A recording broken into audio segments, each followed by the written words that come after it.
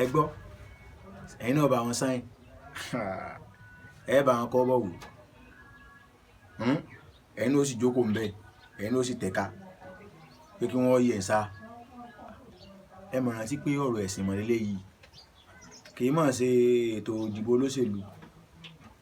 kì í mọ̀ sí kí bọ́yá nìkan kó jẹ ní ẹ̀mọ̀ fẹ́ yọ lóyè ní ẹ̀fẹ́ yọ ń pò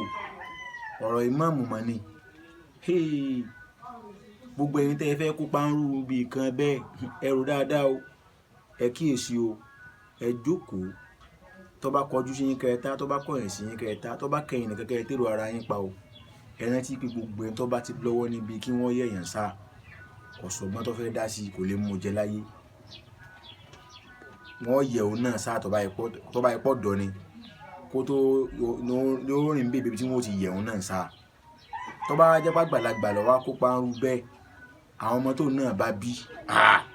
wọ́n pa àfúnrú ẹ̀ lè pé kẹrin torí pé wọ́n ọmọ tiẹ̀ náà wọ́n yẹ̀ wọ́n sá tó bá ń padà gbọ́ tán yí bàbá rẹ̀ sí jókòó bí wọ́n ti yẹ ẹnìkan sá tó náà kópa ń bẹ́ẹ̀ yọ pa àfún bàbá ẹ̀ lè pé gbogbo ẹni tẹ́ ẹ fẹ́ lọ́wọ́ ń bi iyọ̀ ẹ̀mọ́ gbogbo má sọ̀rọ̀ ìmọ̀ràn lèmi ń fún yín o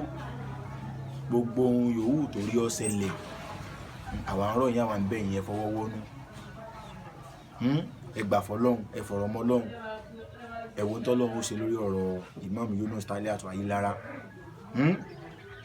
ẹ jẹ́ àfọwọ́wọ́nú o ẹ mọ̀ jẹ́ àjókòó pé wọ́n yẹ̀yàn sáwa náà àwọn pupa ń bẹ̀ ó léwu fọ́jọ́ wájú ó léwu fún ìsìn gan